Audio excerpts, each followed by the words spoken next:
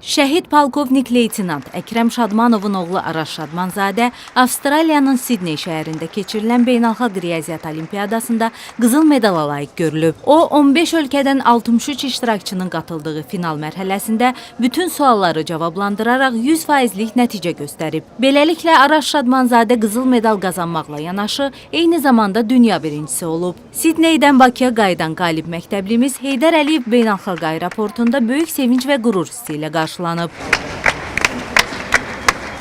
Xatırladaq ki, Araz Şadmanzadə ötən il Azərbaycanda təşkil olunmuş Beynəlxalq Riyaziyyat Olimpiyadasının şəhid ailələrinin və müharibə iştirakçılarının 2-11-ci siniflərdə təhsil alan övladlarının da iştirak etdiyi seçim turunda qalib olaraq finala vəsiqə qazanmışdı. IMEC yarışından birinci oldum və 18 dəqiqə 22 saniyə bitirdiyim üçün həm də dünya birincisi elan edildim.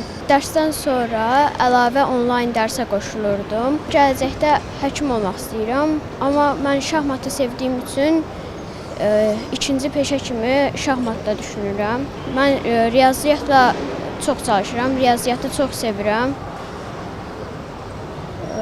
Bununla əlavə şahmat dərslərinə gedirəm, şahmatdan da çox çalışıram.